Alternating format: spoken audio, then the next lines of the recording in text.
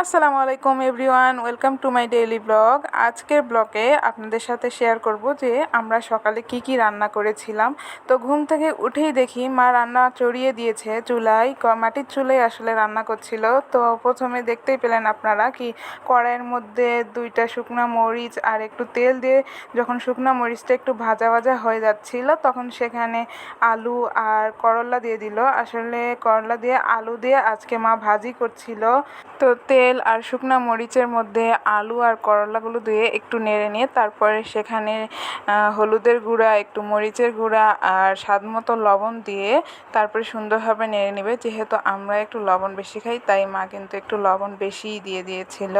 যাই হোক গাইস, এগুলো সবগুলো দিয়ে এখন সুন্দরভাবে নেড়ে নিচ্ছিল করলা ভাজিগুলো। ভাজি ভুজি খেতে কিন্তু অনেক মজাই লাগে। তো তাই সকাল সকাল মা রান্না বসিয়ে দিয়েছিল। এক চুলায় দেখতে পাচ্ছেন ভাতের পাতিল আর আরেক চুলায় আমাদের করলা ভাজি হচ্ছিল। আর যেহেতু মাটির চুলায় রান্না করছিল তাই আমি একটু দেখানোর চেষ্টা করছিলাম যে আমরা কি দিয়ে আসলে রান্না করি মাটির চুলায়। ওগুলো যেগুলো দেখলেন ওগুলো খড় ছিল, আর যে নলটা এখন দেখতে পাচ্ছেন এটার মাধ্যমে কিন্তু যে চুলার ভিতরে ধোঁয়াটা হয় এটা বাহিরে বের হয়ে যায়। এরপরে দেখছি মা ডাল রান্নার জন্য ডাল সেদ্ধ করে সেটাকে ঘেটে নিচ্ছিল, আর এদিকে আমাদের করলার আলু ভাজি হয়ে গিয়েছে। তো সেটা আমি সুন্দর করে একটা বাটিতে তুলে নিচ্ছিলাম।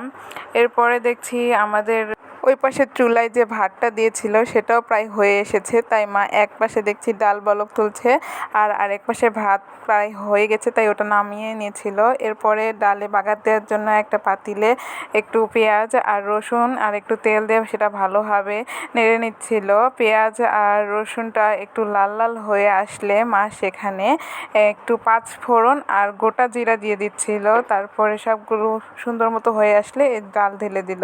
এরপরে কিন্তু ডাল প্রায় রেডি গাইস। এখন মা কিন্তু আরেকটা পদ রান্না করবে। তো দেখতেই পাচ্ছেন প্রেসার কুকারের মধ্যে মা কিন্তু কাঁঠালের বিচি আর একটু পেঁয়াজ কুচি দিয়ে এর মধ্যে একটু পানি দিয়ে দিল। এরপর কিন্তু এটার ভিতর একটু হলুদ আর লবণ দিয়ে দিবে স্বাদ মতো। যাই হোক গাইস, কাঁঠালের বিচি কিন্তু আমরা ভেজেও খাইতে পারি, আবার এভাবে ভর্তা করেও খাইতে পারি।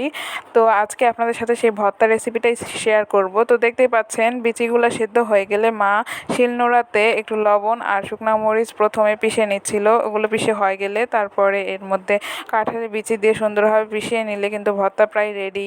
এরপর একদম শেষের দিকে গিয়ে মা কিন্তু সরিষার তেল আর একটু স্বাদ মতো লবণ দিয়ে ভর্তাটা সুন্দরভাবে মেখে নিলেই একদম কাঁঠালের বিচি ভর্তা রেডি হয়ে যাবে। যাই হোক, শিলনোড়াতে ভর্তা কিন্তু এমনিতেই অনেক মজা লাগে, আর এই ভর্তাটাও অনেক মজা হয়েছিল। যাই হোক গাইস, এটাই ছিল আজকে আমাদের সকালের রান্নাবান্নার ব্লগ।